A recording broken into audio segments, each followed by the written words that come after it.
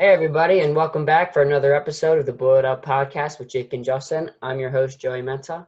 The first week of the NBA restart is finally in the books, and we had a ton of great games over the weekend, and questions are being raised from all these games. Open night, we saw the Lakers squeak out a win against the Clippers, but unfortunately we saw them take a loss Saturday night to the Toronto Raptors. Something very impressive this weekend was the Houston Rockets had two very big wins, one in overtime against the Dallas Mavericks, where James Harden dropped 49 points. That's a walking bucket, if you ask me. Followed with Russell Westbrook, a 31-point performance.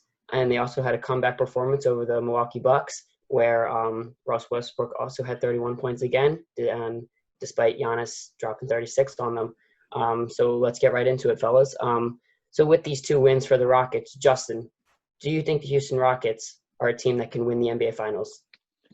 They absolutely are a team that can win the NBA Finals, and I've been saying that for a while now because James Harden and Russell Westbrook are two elite basketball players, and they actually complement each other very well. Most people didn't think it would work out, but their playing style with this Mike D'Antoni system has just been fantastic. It really works. I think Russell Westbrook's kind of grit and intensity has rubbed off on Harden because he's stepped it up on the defensive end as well. He's actually a very good defender, almost great defender so far. And we've seen it these past two games. He's been locking most of the guys he's played down. So I honestly think a championship is definitely obtainable for them. Beating the Bucks, best team in the league, or best record, is pretty impressive, obviously. So you can't discredit that. And one of the big things is I've been preaching this. So this guy, Daniel House, not many people knew about him, but I've been a big fan of his. In 2018, he was playing great. He played 51 games, shot 42% from three. He averaged about 5 threes per game, and he had a 65% true shooting percentage. And that was ninth best in the league last year. Coming into this year, he hurt his shoulder and played only 46 games, and he shot 34% from three, and that was a huge loss for them. But as we saw last night, he was able to hit three after three, and it was a pretty important win for the Rockets. So I honestly think if they can stay healthy and get those shooters making their shots, they definitely have a chance to win the championship. And as we're seeing with the Lakers, and they struggled against a guard-heavy team like the Raptors. So if the Lakers match up with the Rockets, I'm telling you, the Lakers are in trouble. All right. So I know Justin and I know a lot of Rockets fans out there in the world are very excited after this weekend coming back. I watched both these games. The Mavericks game was a no-defense game. There wasn't a lick of defense played by either team in that entire game until the end. I will admit the Rockets made some really good defensive plays against Luka Doncic and company to secure that victory. And it was these victories are very impressive. I'm not downgrading these wins at all. I mean, you beat the Mavericks, who are a top 6 team in the West. You beat the Bucks, who are arguably the best team in basketball, really who have been the best team in basketball all season so far. They've got the best record. They've got the guy who's, in my opinion, shouldn't win MVP, but will win MVP probably, according to everything that I've been hearing. Because he deserves it. We need to pump the brakes. We need to pump the brakes on these Houston Rockets. I do not think they are title contenders yet. I don't think they will ever be with this roster. I think, and I've said this before, I think the Rockets would be titles contenders if they had a rim protector of any kind.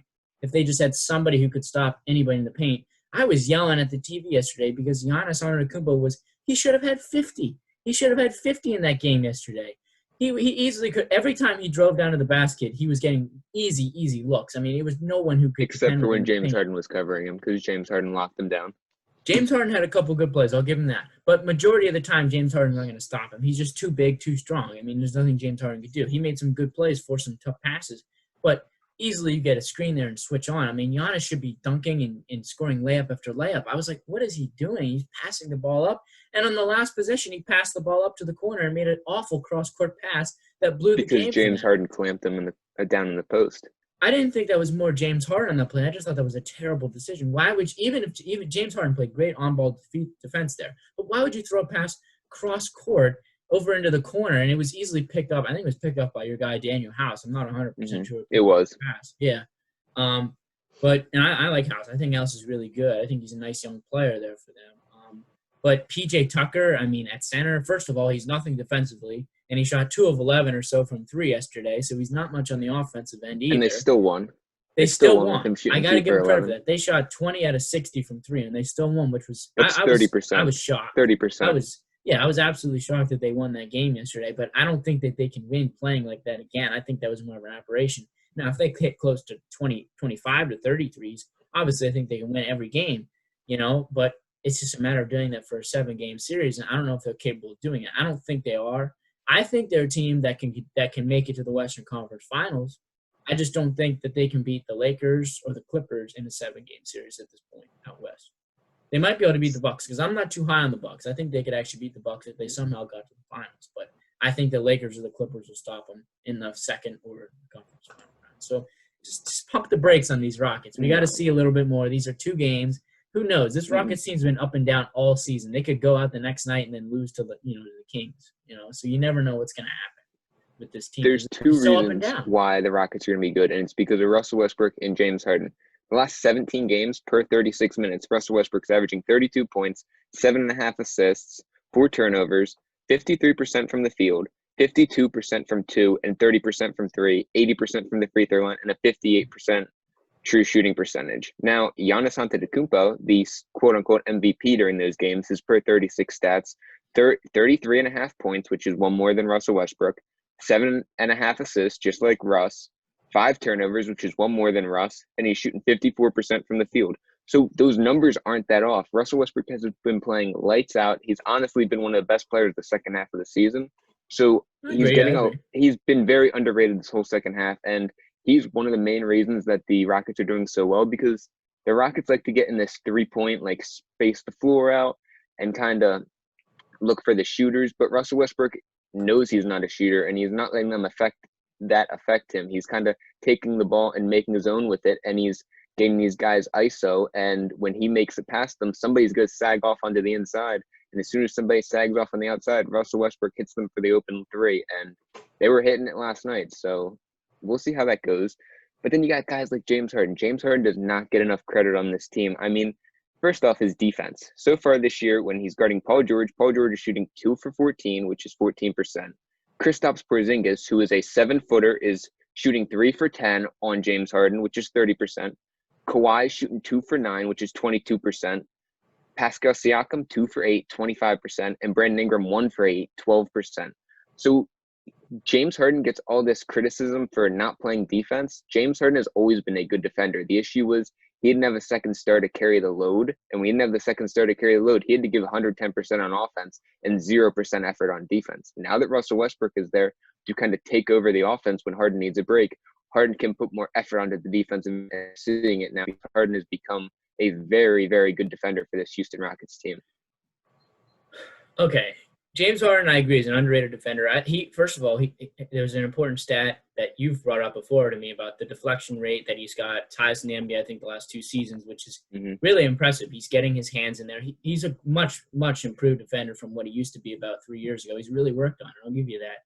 And honestly, I think you're right. He is I love James Harden. I think he's one of the best scorers of the basketball that we've ever seen. And to go to your point about Westbrook, the problem with Westbrook, in my opinion, is he can score a lot, but he's also one of those guys who can go out in the clutch and miss big shots. He's not a really efficient shooter. Harden can be really efficient, which I like about him. How efficient was he last night? Did he not make every free throw when they needed him to? They were efficient last night. I'm saying on a daily basis, Russell Westbrook is not that efficient. James Harden, even to an extent, is not nearly as efficient as he's been in these 2 games. So that's why I say you got to take this as a bit of a grain of salt. But you gave me those 2 guys. Obviously, those 2 guys are superstars. They're one of the best duos in the NBA. I'll give you 2 guys that I think are going to be the reason the Rockets won't do it. And the first one is the head coach, Mike D'Antoni. Mike D'Antoni's never done anything as a head coach, really gone far at all. I mean, he's gone deep with these Rockets teams. Phoenix Suns, Steve Nash. You forget about that?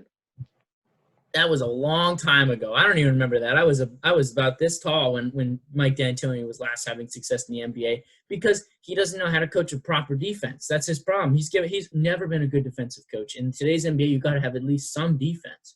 Are you saying the Rockets didn't play good defense last night when the game mattered? Because that was very good defense that I saw. But it was actually elite defense. Throughout that whole game against the Mavs, for the most part, there was no defense. There was not a lick of defense being played on either end, but especially on the Rockets end because they had to come back in that game, actually. But, yeah, I mean, okay, they played some decent defense yesterday, but to be honest, Mike D'Antoni's constructed this team in a way that, if you're going up against the Los Angeles Lakers, who's going to guard Anthony Davis? No one. Nobody Anthony needs Davis to guard. scored Nobody 40 needs to guard 50. Anthony Davis because Anthony Davis takes himself out at the end of the game. How's Anthony Davis done the fourth quarter of these last 2 games? Anthony Davis has done absolutely nothing, and he was going up against a small ball lineup in Toronto yesterday, and he failed miserably again. In the first game, he had 2 points. It won't in the matter fourth if he quarter. scores 40 through 3. Who cares will about the 40? matter. He's going to dominate through 3. So did Giannis. Because against the Clippers, he still dominated lost. through 3. He didn't have much. And they almost. He scored how many points against the Clippers, and the Clippers still almost won that game? Like 34, something like that. Exactly. He still went off. But back to my point. So the second guy in the Rockets who I think will hurt them ultimately, it's the guy I brought up 5 minutes ago on this show. It's PJ Tucker. He's their only center, and he's playing a ton of minutes. He played like 35 minutes yesterday, and he's not anything on defense, and he can't. Robert Covington was playing center, by the way. PJ Tucker's moved to the 4, and Robert Covington has become the center. So Covington was actually the one guarding the big man most of the time. Obviously, PJ Tucker did play center, but when Robert Covington's out there, he does play center now. They did make that switch yesterday because Covington was the center in the starting lineup. It's just whoever's playing center for the Rockets is at a huge disadvantage. And that's just what it's going to be like. I mean, guys like Anthony Davis are going to roll in there and score 40. Guys like Montrezl Harrell are going to come off the bench and just dominate down low. Guys like other guys like Jokic is going to dominate. The Nuggets are going to be a problem for the Rockets, I think. Either a big problem or an easy win. I'm not sure which way it's going to go because the Rockets have the advantage with the speed, but the Nuggets can also probably score every time. They don't have to play the Nuggets, though. Probably At least not. as of right now, they won't. As There's of no right way. now. Either the Rockets are going to finish 4th or 3rd, so the Nuggets are going to finish whatever the Rockets don't finish. So they Not really won't total play each other conference because I think it's going to be Rockets are going to be playing the Lakers or Clippers, and the Nuggets are going to be playing the Lakers or Clippers. So I really don't think that's going to be the matchup. So it just matters of who's it going to be because I don't think there's no way the Rockets and Nuggets both upset the Lakers and Clippers. So there's no way. I don't think the Nuggets can really play the Rockets in a playoff series. I don't think there's any way it will happen. Probably not. But this is the bubble. It's going to be something interesting we can see. We'll see how good they can do down the road when it really counts. But bouncing off this, we saw the Rockets beat the Bucks last night, a very impressive win. Before that, the Bucks, they did beat the Boston Celtics, but it looked like they struggled for most of the time. And they really haven't looked like themselves, if you ask me. So, Jake, is there a reason to be concerned about the Bucks coming out of the East? And if so, who do you think will come out of the East? Yes, I think there's a big, big reason for concern with these Milwaukee Bucks. I've been saying this for a while now, and this dates back to March. As soon as I saw the Lakers beat them badly at home on that Friday night, I was like, I don't really think that the Bucks are exactly what everybody thinks they are. First of all, they got Giannis, who's a superstar. He's an unbelievable threat. He's a lot of pure talent. He's got good defensive tactics, but you can stop Giannis. Look at what the Houston Rockets did yesterday.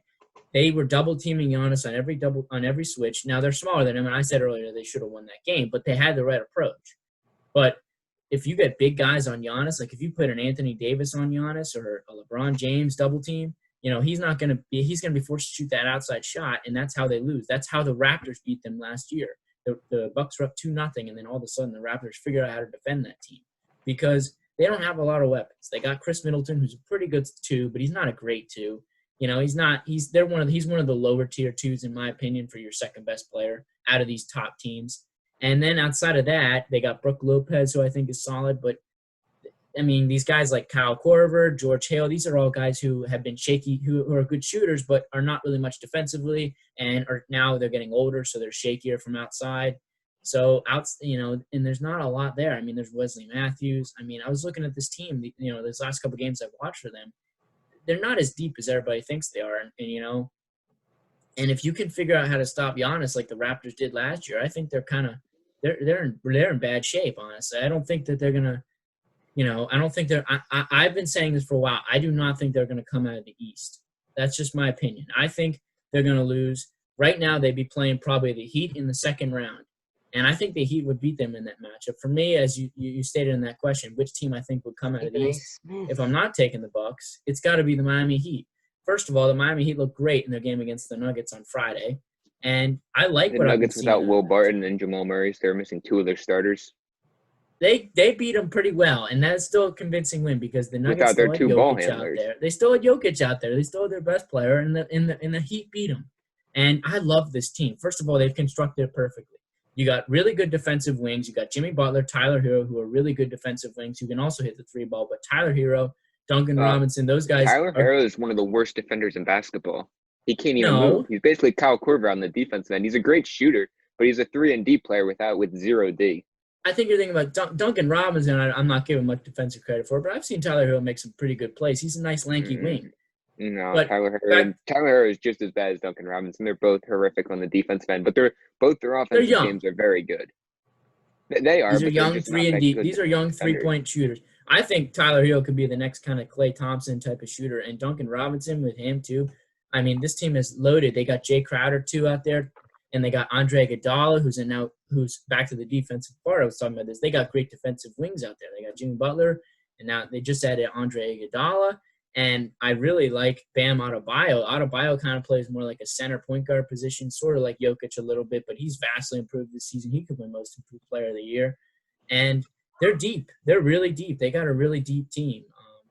Obviously, I thought the addition of Iguodala was bigger than what people were saying. He is old, but he can still give you 15 to 20 really quality minutes on both ends of the floor. He can hit that three-point shot. He's still a very, very, very good defender, as we saw in Golden State last year in the finals run. So I like the Heat a lot. I think that the Heat in this environment are more positioned to win more than any other team because this is just a team that creates their own energy. You know, they're not a team that I feel like the Bucks relied on their home crowd a lot and some of that crowd energy to play so well, but they don't have Milwaukee now. You know, the Miami Heat, honestly, like I just said, they create their own energy. I really like them as a team. You do realize the Miami Heat had the second best home record in the NBA. They had third best home record in the NBA behind the Bucks and Sixers. They did, but I also thought they were a good road team. They were on some tough road games. They were the team who beat our Sixers at home for our first home loss. They've had a lot of impressive wins. They've had a lot of impressive wins on the road, but this is a totally different environment. I don't even call this a road environment. This is basically just a neutral environment, and I think it benefits the Heat. Who do you think's coming out of the East? Who do you think? I'm taking the Heat. I agree with you, Jake. It's definitely not the Bucks. We've both been saying that for a while now. The Bucks will not make it. Giannis just has not proven himself to carry a team by himself past the Eastern Conference Finals, and he really doesn't have a second star on that team. Chris Middleton's a good player, but again, I think he's just an average, maybe below average second player, but a very above average third star. So I think they need a second star in there for the Bucks to truly make a deep run in the playoffs. But then, I don't know. It's still going to depend on the matchups for who I have coming out of the East, because if Boston can avoid Philadelphia, I think Boston comes out of the East. But if they have to play Philadelphia in the first round, I think there is a good chance they lose that matchup just because they have nobody that can guard Embiid, Horford, or Simmons. They would just dominate them. So it's good to put on a matchup for me I have coming out of the East, but definitely not Miami. I think they could upset – Miami could upset Milwaukee, but I don't see them getting past the Eastern Conference Finals. They'd have to play the Raptors or the Celtics or maybe even the Sixers. I don't think that's possible. There's just no way they can do it. They're too young. Outside of Jimmy and Bam, they really don't have much help. Kendrick Nunn's their starting point guard, rookie. You got Duncan Robinson, Tyler Hero. It's just a Bam Adebayo. They're too young yet, and I don't think they will get that far. They may be able to squeak by the first and second round, but they would not make it past the Eastern Conference Finals. No way. That Raptors team would be all over those young guys, and they would have no room to dominate or get any shots off. So I just don't see that happening. I'm going to go with the Raptors or the Celtics. I think the Celtics would win it if they don't have to play the Sixers in the first round. But if they have to play the Sixers in the first round, I think the Sixers upset them, and then the Sixers would lose to the Raptors, and I think the Raptors would come out of the East. I agree with that. I like the way the Raptors have been playing, especially since I think they're probably the best coach team in the NBA. They definitely have, I would say, top 3 coach in the NBA. And Nick Nurse should have won Coach of the Year. That was a joke. I think Billy Donovan definitely deserved it in OKC. Yeah, I was going to say Billy Donovan, what he did to OKC was pretty incredible. I don't think anybody had him being even top 10 in the West. Mike Budenholzer has the most it's because they had 53 wins. They had 53 wins. So of course he's going to be in the top 50 wins. Frank Vogel has 50 wins, and he's got 2 of the best players in basketball, but he's not even close. Yeah, the fact that Mike Budenholzer was even in the conversation was pretty bad because Frank Vogel was in the conversation. I'm okay if you give me Billy Donovan, but give me Nick Nurse as well in that tie. I like that. I would agree with that. we're gonna bounce back to Jake here. We're gonna talk about the Lakers. Opening day, we saw the Lakers squeak by the Los Angeles Clippers, despite the Clippers not having Lou Will or Montrezl Harrell. And then we saw them lose to the Raptors. They didn't play so well. So, Jake, are you concerned about the Lakers after their Better loss be. to the Raptors? I got a symbol to show how much I'm concerned. 0, 0, 0, 0 concern. There's no reason to be worried about the Los Angeles Lakers. This is what we do, and I hate how we do this because it seems after every Lakers loss this season, everybody's like, I don't know. I think they might be a piece short. I don't think they're good enough. And then they come back the next night and beat a top-tier team, and now everybody's like, wow, I think they really are the favorites. There's a reason they've been the favorites all year. They have the best record against plus 500 teams in the NBA. I think it's like 18-11. They've been fantastic against the best in the league.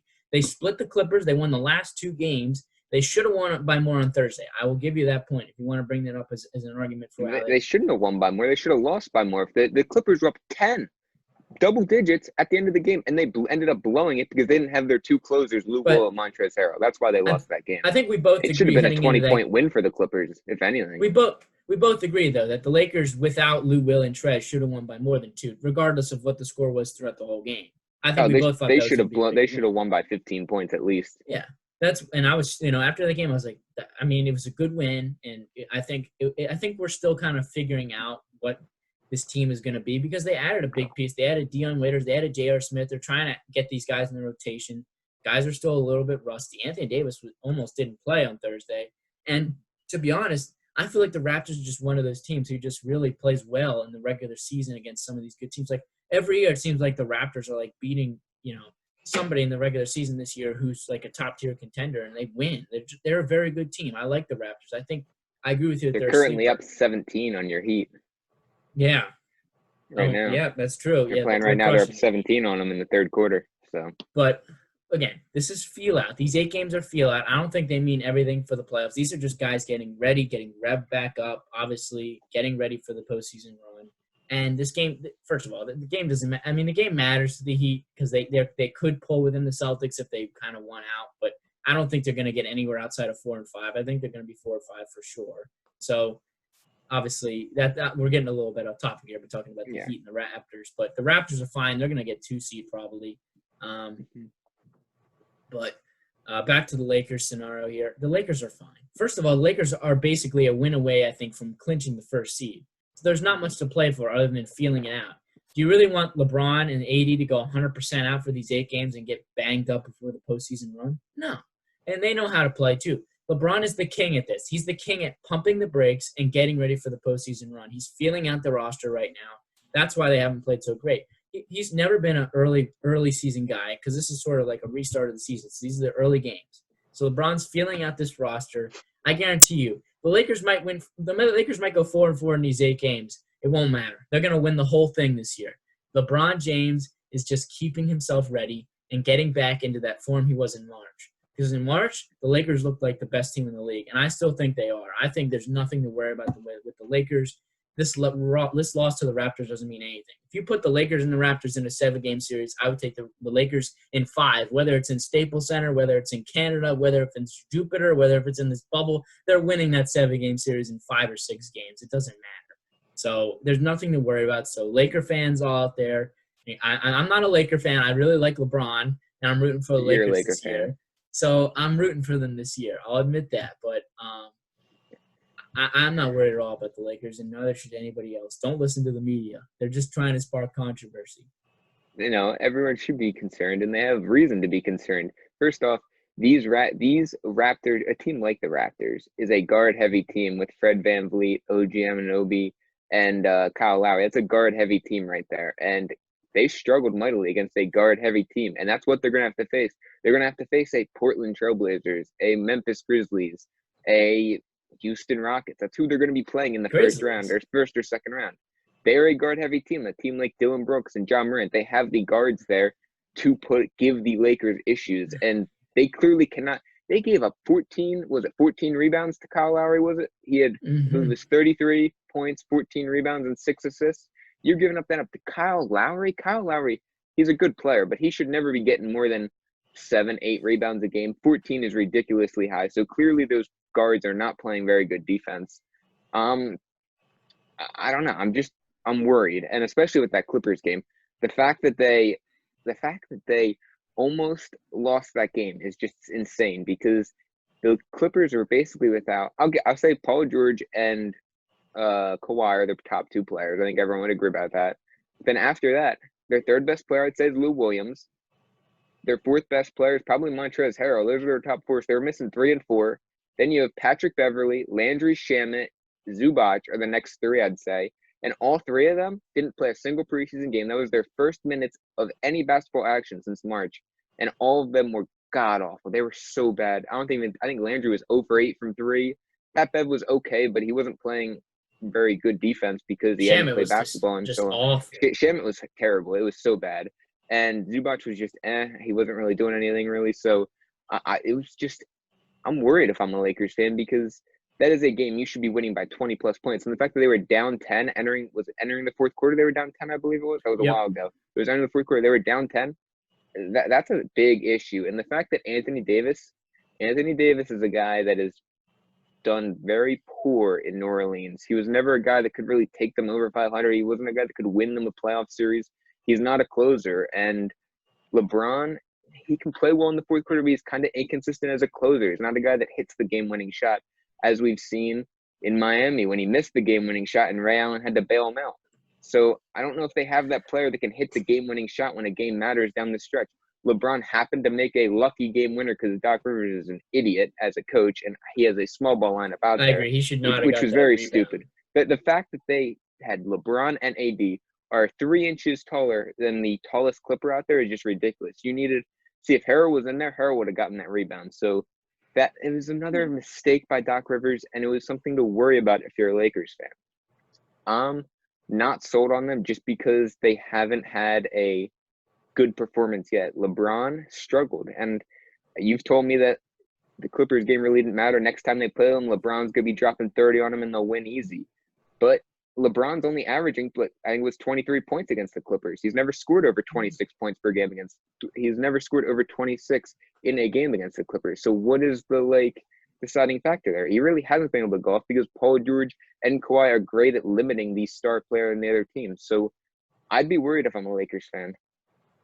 I think this, and I'm just going to get one final point in here, Joey, before we move on. But I'm just saying, just like with the Rockets, we're taking 2 little things, 2 games that just already happened, and we're expanding them way too far. We got to stop worrying. Both the Rockets and the Lakers. Look, they've had 2 different scenarios after this weekend. People are talking about the Rockets as title contenders. Now people are saying the Lakers might lose in the second round. Just relax. We got to see what's going to happen. We got to see how this bubble plays out. And once playoff time comes, I know LeBron's going to be ready. Playoff LeBron is a different animal. Playoff LeBron is going to score over 30 against the Clippers in every game. I can assure you that. He hasn't scored over 26 yet. What makes you think he's going to score 30? If he was playing Playoff the Houston LeBron, Rockets, that's all I got to say. If it's the Houston Rockets, I will give you he's going to score 30-plus points just like Giannis did. But it's the Los Angeles Clippers. He's going to be going up against the best defender in basketball and probably a top 6 defender in Paul George out on the wing. So that's going to be tough for LeBron. Yeah, we'll see. It's definitely going to be something to look forward to. But I want to get into talking about the Philadelphia 76ers. They lost a tough game on Saturday against the Indiana Pacers, and somehow we let T.J. Warren drop 53 points for the Pacers. But Joel Embiid showed out. He had 41 points and I think over 20 rebounds. 22, I believe it was. But also Embiid and Shake Milton got into a pretty heated exchange on the sideline. The Sixers have been dealing with off-the-court issues all season as well as on-the-court issues. So, Justin, after all this, do you think Philadelphia is in trouble? Do you think they can make noise in the playoffs? What do you think? Yes, I do. Now, if they're playing the Raptors, I think they would lose. But outside of the Raptors, I think they have a good chance of still beating anyone just because of how dominant this team can be when it's on. We saw Tobias played well. Joel Embiid went off. The worry is Shake Milton, and I'm afraid when people kind of attack him, he's just weak. He's not that strong. He's not a great ball handler. So I'm afraid teams like the Raptors with Fred VanVleet, Kyle Lowry, they'll be pressing him just like TJ McConnell was, and they'll be able to have success against him. So I'm a little worried about that. As for the exchange between Shake and Embiid, I'm finally I'm glad this finally happened because Embiid's needed to show emotion like this to his Yes. teammates. He's never really done this, and it's one of the things I think has been holding them back. It's good to see him actually out there showing emotion because people have been complaining, oh, they need a leader that can do that, and now they finally did it, and everybody's like, oh, Embiid's too mean. Like, no, you needed this. You've been asking for this forever, and now you guys are complaining about it. Like, this is what you need. MJ would do the same thing. MJ would get in people's faces. We saw it with the Last Dance documentary. He'd be up all in their face after a mistake. And it's good that Embiid was doing this because I think it affected Shake in the short term because as we saw the rest of the game, he was just totally out of it. He only attempted one shot in the 20 minutes. So it affected him short term, but I think it will have a long-lasting impact for the rest of the series because I think this will cause him to really think about it and he's going to want to try and make up for his mistakes. So I think this will end up helping him in the long run. But in the short term, it actually hurt them. I think it's actually the reason they lost that game because Shake was totally out of it and they didn't have a point guard the rest of the game. I mean, Neto is a fine. He ended up playing plus 20, which is okay for her. I mean, it was plus 14. He was the only other player that had a positive plus-minus rating. But, I mean, he's fine as a backup, but he shouldn't be playing more than 5 to 7 minutes, not 20 minutes he was getting. So I was mad he was out there late in the fourth. I don't think Neto's a fourth-quarter player. No, he's not. But he's a guy that can come in there and give you a spark off the bench. Not a scoring spark, but if you need a stop or something, he can kind of settle the team down and bring up the ball for you, which is what he did. And that's why I had the positive plus-minus rating. Well, I hate to say this, but I'm very, very concerned. I'm really concerned about the Sixers. What I saw Saturday was not necessarily anything different than what I've seen all season. The Sixers have been a team this year that have been just so frustrating to watch. It's sort of just one thing after another, and I agree with you. I love that Joel Embiid called out Shake Milton on the bench. I would love it even more if we had more of a cohesive season, but we've had a lot of issues. Obviously, Al Horford stated it out in the open. There's been a lot of locker room issues with this team all season. I don't know what those are. I don't know what has really occurred. I'm assuming it's probably to do with upper management handling of the roster because the problem is this roster is just not designed well around its two stars. We don't have any shooters. We don't have anybody who can really light it up. Don't even talk about – I love Korkmaz. I love Korkmaz a lot. But we all know he's kind of like one of those guys who's like if he gets hot, it's like rare, now. Like he had a couple good stretches earlier in the year, but especially in February, he had a really good two-game stretch. But he's not a consistent three-point shooter. We don't have a J.J. Redick that we used to have. We gave up Landry Shamet, who I would have loved on this roster, honestly. I was kind of sad we gave him up in that Tobias Harris trade, but I love Tobias Harris, and I'm glad we got him, but I kind of wish we'd been able to keep Shamet in that trade. We needed a guy like that, and we didn't get him in the offseason. We decided to spend our money on Al Horford, and, we re-signed James Ennis, who is now gone, obviously, and we signed Trey Burke, who's now a Dallas Maverick, I believe. And he went off. Yeah, he did go off. It's sad to watch these former Sixers go off. Yesterday, even watching Kyle Korver, a guy who I wanted in the offseason. Obviously, he went back to Milwaukee. But we could have signed so many guys who could have came in here and really helped this team. But we spent big on Al Horford, and it just didn't work. And this team is just not constructed well around Ben Simmons and Joel Embiid, as I just said. And I just don't see a way where we, and like you said, I think if you could compare a team in the East and the West, it'd be the Sixers to the Rockets. Not in any terms of how they play, but just of how up and down they play. The Sixers can win any game they play, and they can lose any game they play. And just the same with the Rockets, just because of the way they play.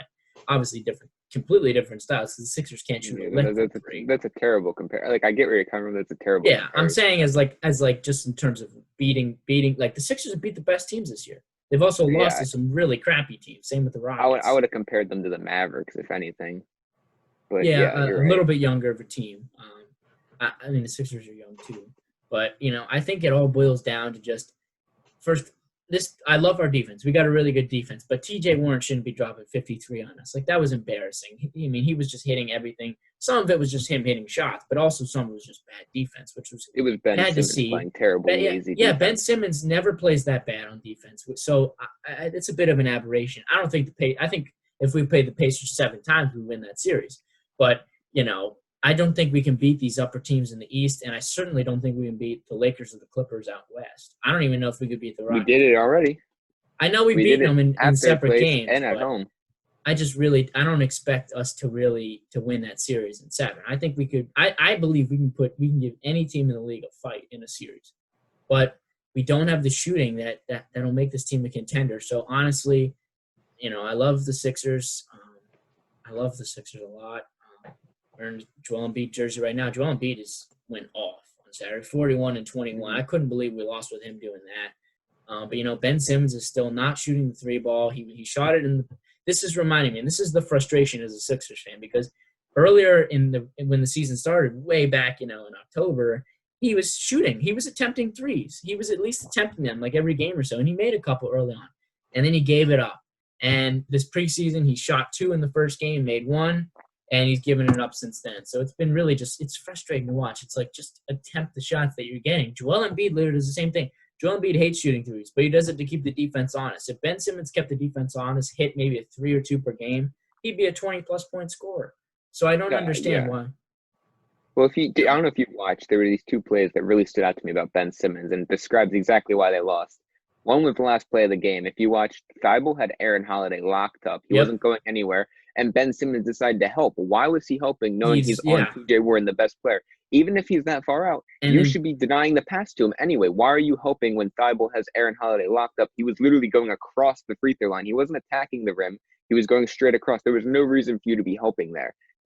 Thibault had him locked up. That was just unexcusable right there. And the second play was Joel Embiid in the post. You have all the guys around the outside. He gets the ball. He's being doubled, so he kicks out to Tobias Harris for an open 3. He won't shoot it. He pump fakes and passes to Ben Simmons. Ben Simmons has an open 3. He doesn't shoot it. Instead, he passes it to Jay Rich. Jay Rich is open. Jay Rich doesn't shoot it and just holds the ball and then gives it back to Simmons, and they have to reset the offense. The system is set up to work, but the guys aren't taking the shots, whether it's Simmons, Jay Rich. Jay Rich was just horrific yesterday. He's been horrific. He was ever awful. Since his knee injury. I think it was his knee injury that he got hurt. He's been terrible. He's still solid. I still like him as a defender. He won't ever lose. He just offers nothing to this offense. He doesn't fit. When we signed him, or sign and trade, it was really a sign and trade for Jimmy Butler. He was the guy who last year was an unbelievable 3-and-D type player, and I was really excited to have him. I think that's why I love Thibault so much. I think if Thibault could develop that 3-point shot, he's going to be an amazing player for us, because he's the best defender on this team, probably behind Ben Simmons. And that's why he's out there late in the game. Joel Embiid, but I'm talking about, guarding wings and stuff, a little bit different territory. Yeah. And I love having Thibault out there deep in the game. He played great defense, but, like you said, Simmons never showed up on that. He gave Warren there was like the last 2 threes that Warren hit were both just kickouts to the wing and the top of the key, and just great looks. And it's like, you got to step out on him. This guy's he hit 9 threes in the game. Like, why are you giving him any space, especially when we were in the game at that point? We were only down 3 points when he hit the dagger. So, it was just frustrating to watch. But it just shows, the Sixers, I think, are a team that can lose to anybody on any night, win against anybody on any night. That's usually not a formula that works out too well. I love the Sixers team from last year. Last year's Sixers team, I really thought was the year for us. I don't think we're doing it. That was probably the best team in Sixers history when it goes off. Like, take that starting 5, pure talent. That was probably the best starting 5 we ever had in history. And we were the team that gave the champs the toughest challenge. So we were probably the second best team in that playoff. Hopefully. I think for the Sixers to have success next year, they need to package Al Horford, a couple second-round picks, and Jay Rich to the Kings for Buddy Hield, and then have a lineup of Shake, Buddy, Tobias, Ben, and Joe. I think that lineup could do some damage if you let Shake develop and Ben actually develops his jump shot for once. That would be one of the best lineups in basketball next year. And sign a guy off the bench like a Kyle Korver. Not Kyle Korver, the name, just a guy who can consistently come in and just shoot the 3-point shot. We literally we make the least amount and we shoot the least amount in the league every single game, and it's so frustrating to watch. Yeah. Yep. Well, hopefully the Sixers can get a bounce-back win tonight as they take on the San Antonio Spurs tonight at 8 p.m. So we'll all be looking forward to that. We're going to move on to the NFL. This morning, head coach Matt LaFleur recently said that he expects quarterback Aaron Rodgers to be their QB for a while. So, Jake, you're a big Aaron Rodgers fan. Do you believe what LaFleur said? And if not, where would you like to see Aaron Rodgers play football? Hell no. I don't believe anything that comes out of Matt LaFleur's mouth. I don't believe anything that comes out of the Packers organization mouth talking about Aaron Rodgers after what they did to my boy in the draft, drafting Jordan Love.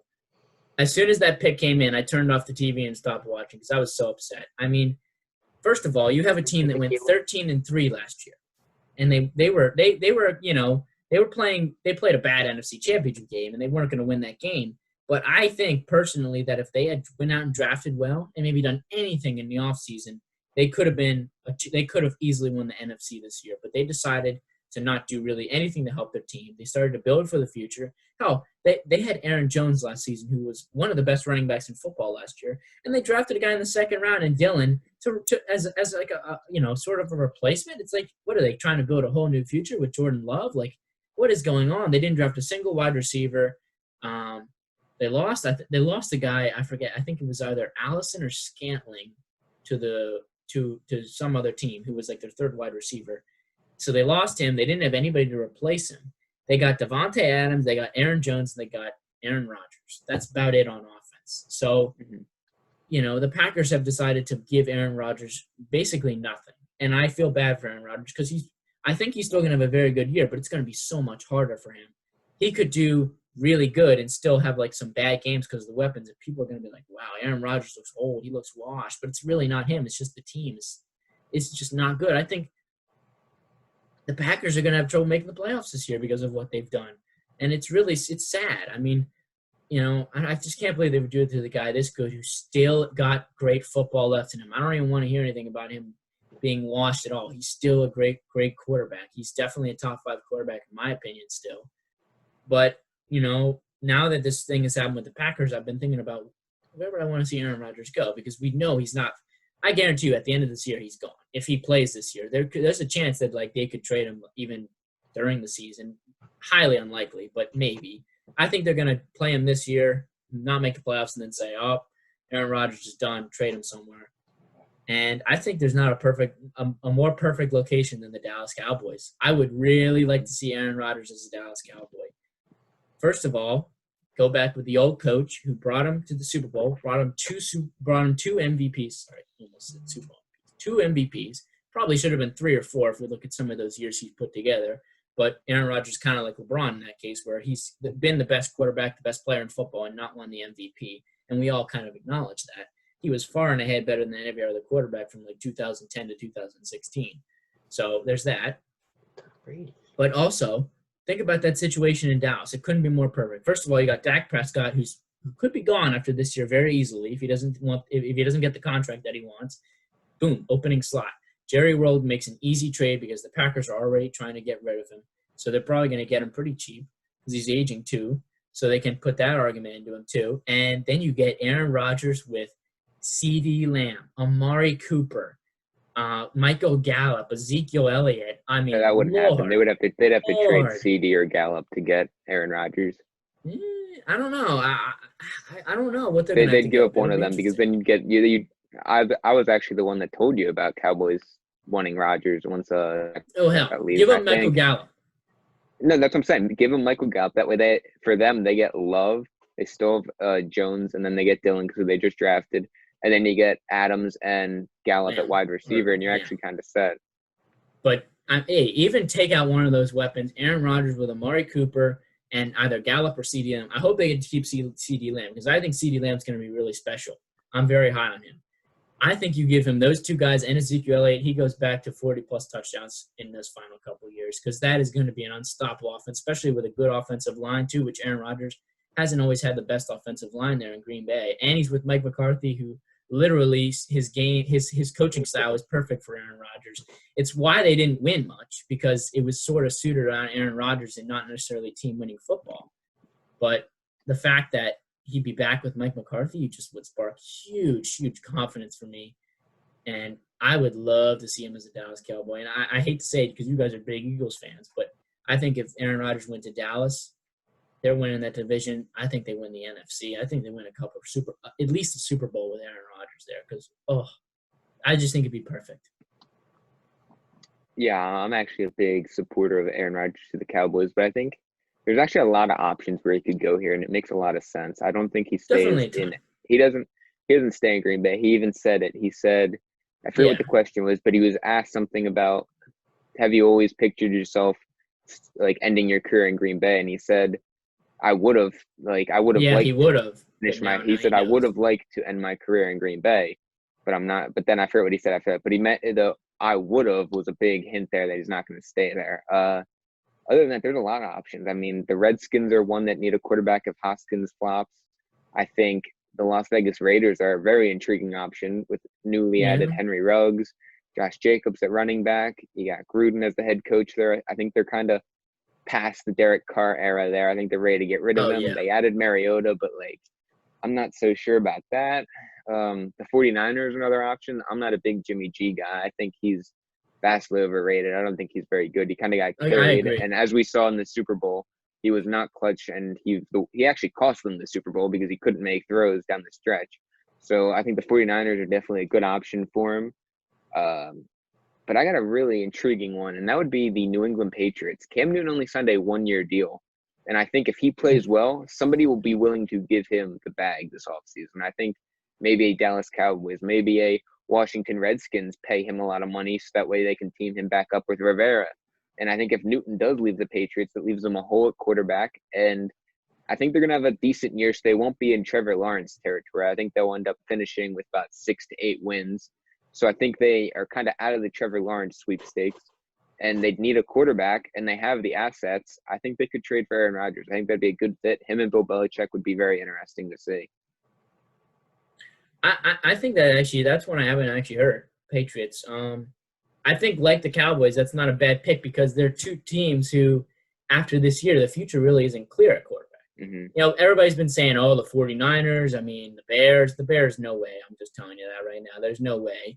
But the 49ers were a big name that came pull up. the Brett Favre. If Brett Favre went to the Vikings just to get back at the Packers. Why in the hell would Aaron Rodgers want to play with the Bears? They stink. I mean, they got a really good defense. They have a top 5 defense in football. They have one of the best running back duos in David Montgomery and Tariq Cohen. You get Allen Robinson on the outside, Jimmy Graham at tight end, and you add you add the young kid from Notre Dame who is the best tight end in the draft. So you have a double tight end duo. That offense is low key really good, and I think actually Nick Foles will have a lot of success there this year. I think the Bears are a sleeper team. So if Aaron Rodgers went there, that'd be huge. So you were talking about the Cowboys. You have to give up Gallup. Well, Bears are going to have to give up somebody who, you know, they might lose Robinson. They might lose David Montgomery. Who knows? I mean, probably not Montgomery because the Packers have a good running back, but they could easily lose Allen Robinson or Kmet. So, you know, that's what's interesting about it. I wish Rodgers was just a free agent after this year, but unfortunately, I think he's still on contract. I don't know if there's. He could work. He actually just started the first year of his extension this year. Yeah. So it's kind of that's why it's such a weird situation because he's just starting the extension. Why would you draft his replacement quarterback now? You would normally wait a year or two. So that's why it's just a weird situation there. I will give the Packers this. I think Jordan Love is going to be pretty special. I've seen some of his highlight tape. I think he looks really good, but I don't think he's a once-in-a-generational guy. You know, it's not like they had a chance to draft, you know, Tua or Joe Burrow. You know, Jordan Love's great, but I don't know. Maybe they're seeing something I'm not, but I don't think. I don't think Tua's generational talent. I think I agree with Joe Burrow can be, but I don't. Tua is not. That's a debate for another day, but I'm high on Tua. You know that. I've been high on Tua for a while. I think if he can stay healthy, he would be the best quarterback in that draft. Yeah. Lefty quarterbacks don't work. Not yet. Yeah, we'll see how it goes down there in Green Bay. But speaking of quarterbacks, Tom Brady, the GOAT, turned 43 years old today. Whoa! Watch that GOAT talk. Yeah, watch that GOAT talk. All right. Especially around me, I have him as the 4th best quarterback ever. Well, I have him top 5, but not GOAT. Whatever. But the Bucks, they signed LaShawn McCoy, and so Justin, looking at that offense, do you think the Bucks can win the NFC South? They signed LaShawn McCoy. LaShawn McCoy couldn't even get on the field for his favorite head coach, Andy Reid, whose scheme fits him the best. That fits him the best. That's the one he's been brought up into, and that's where he had the most success. And he couldn't even make the field for a Super Bowl run. That just goes to tell you what LaShawn McCoy has left in the tank. He's got absolutely nothing. I don't think he's going to do anything for the Bucks, really. I think they have Ronald Jones, and they drafted that guy Vaughn from I forget where he was from but he's a very good running back. He can pass, he can catch the passes, and he can run. He's a good runner. So I don't really think LaShawn McCoy finds the field. I think he's more of a body just in case somebody gets corona and has to go down, and he's just kind of there. I don't think he's more of just a practice dummy there than a actual player for them, unless somebody goes down. But yeah, the Bucks aren't winning the NFC South. That Saints team is loaded. They added Malcolm Jenkins. You had Emmanuel Sanders to the mix there. That wide receiving core is very good, and I just don't see any way that they'd lose to the Saints. I think unless something happens, like say Drew Brees goes down, but even then they have Jameis Winston, so it would take a lot for the Saints to not win that division. I just don't see it, and I think Tom Brady. I've said it before. I don't know if he's going to have the best success there. I think that offense doesn't fit his play style very well, and it'll be interesting to watch. I think they go probably around. They'll go around 500, maybe 9 wins. I think they'll win 8 to 9 games. I don't really see them doing anything more, and I think the Saints are going to end up winning 12 games. So I don't think it's going to be a close race.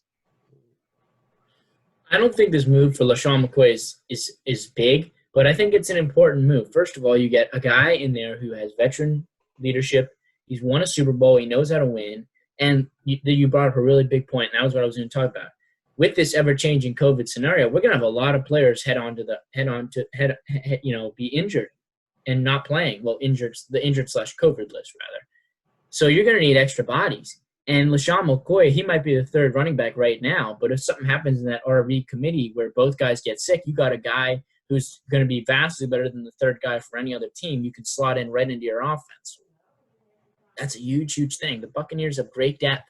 They have good depth at tight end. They have good depth at wide receiver. They have good depth at running back. This offense is scary. I don't care. I'm not a huge Tom Brady fan. I think he's the clutchest quarterback that's ever lived. I don't think that's close. I don't think he's the most talented by a margin. I don't think he's the GOAT.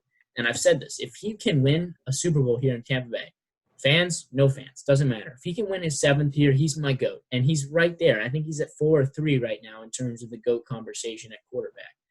But obviously GOAT is different. I think GOAT at quarterback is Tom Brady's right up there. But GOAT in terms of NFL, that's kind of hard to say. Just quarterback's the most important position, but there's a lot of other positions in football that decide games. It's not like basketball, you know.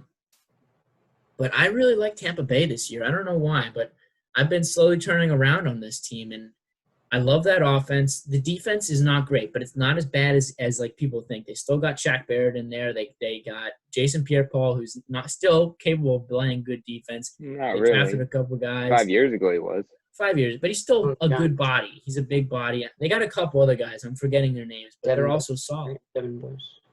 What? It was Devin Bush or Devin White? Oh, Devin Bush is on my Steelers, but yeah. Devin White. Devin White. Devin White, yeah. They had a couple guys in the top 100 who were defensive players, and you know their defense. I'm just saying, a lot of people say their defense is atrocious, but their defense isn't awful, and I think that offense is going to be putting up close to 30 a game easily. I mean, you got Tom Brady, who's still a top 10 quarterback in my opinion in the league. You got the best. You got one of, if not the best, 2 wide receiver duos in the league. And you got a solid running back committee. And I don't care if Gronk's old. He's still good. You still got O.J. Howard there. You still got Cameron Brate. That's the best tight end core in the NFL. I love that offense. I think they're going to put up a lot. I think they win that division. I think they're the team that wins 12 games. I think the Saints take a step back. I don't know why you would think that the Saints did nothing but add to the team that was already the number 2 seed in the West. I think Malcolm Jenkins is old. I don't think he's going to be as good this year. Okay, but then how about Emmanuel Sanders? He's a huge improvement over who they had at wide receiver 2 last year. Drew Brees He's actually one of the best number 2 slot wide receivers. Tom Brady can throw the ball further than Drew Brees right now, and he's like 2 years older. No, he can't. And the problem with Tom Brady in Tampa Bay is Bruce Arians' system consistently has quarterbacks turning the ball over at such a high rate. It's an air-it-out offense that you throw the ball deep and you take chances. Jameis Winston threw 30 interceptions, not because he couldn't see or not because he didn't want to, he was trying to throw good passes. They were just getting picked off because that's how the offense works. The offense is run on throwing deep balls, risky passes, and they'll sometimes get picked off. But that's why he had 30-plus touchdowns, because it's a risky offense, and there is a high success rate if it works out. But there's also it's a high risk, high reward situation. That There's going to be offense a is lot going of to be way interceptions. different with Tom Brady. That's all I'm going to say. How's it going to be different? Have you seen Bruce Arians' offense throughout his career? He's worked with many good quarterbacks. It was Kurt Warner Big was one of Ben. them. Yeah, he's worked with so many good quarterbacks. And every time the quarterback has a high interception rate, and he also has a high touchdown rate. It's just what happens. So the offense is going to be very similar to what it was last year. I think it's Tom going to be a Brady little can even bit throw the different. ball that far. That's what I'm saying. I don't think Tom Brady has the arm to throw the ball as deep every game. He can So I think it's throw going to get that picked ball. off a lot more, actually. He can throw that ball for sure, but not, Jameis was throwing, Jameis was throwing 20, 30-yard passes 15, 20 times a game, big bombs. That's because that's how Bruce Arians' offense runs. That's how it works. And Tom Brady's going to be no different. That's how they're going to try it. Tom Brady's going to bring that winning formula over to Tampa Bay, and I think they're going to change that offense around a bit. So happy birthday, Tom Brady. I got big things I'm expecting from the Tampa Bay Buccaneers this year. I think they could win the Super Bowl. Oh, that's a hot take, but we'll see. It's going to be interesting to see two of the best ever play against each other at age 41 and 43. So we'll definitely be looking forward to that this NFL season. I just want to point out one thing before we conclude the show today. The Phillies are finally being able to play baseball again. Last 2 series were postponed due to coronavirus. So Phillies will be taking on the New York Yankees today at 7 o'clock. Yankees, they've been looking like the best team in baseball. Jake Arrieta going tonight for the Phils, looking to bounce back. And playing Garrett Cole. Garrett Cole hasn't lost in 24 starts. He literally doesn't have a loss in his last 24 starts. They're going to get killed tonight. Aaron Judge is hitting another home run. Speaking of that, Aaron Judge has hit 6 homers in 5 games. Yeah. Yep, he's hit 6 homers in his last 5 games. He's been looking really good, looking like maybe comeback player of the year. So that's definitely something we're going to be looking forward to tonight. The Cardinals tested positive. They're now up to 13 people in the organization. Didn't they go to a strip club? 6 of them are players, and they got their last series against Milwaukee canceled, and they're not traveling to Detroit. So Didn't they go somewhere? I heard they went somewhere. They went to a casino. Oh my god! They went to a casino. Marlins went to the club. Well, that's going to wrap up our show for the day. You guys had a lot of great debates today, a lot of great NBA talk, much more to come. So make sure to subscribe to our YouTube channel at Boiled Up Podcast and follow us on social media on Instagram at Boiled Up Podcast, and much more to come. Take care, everyone.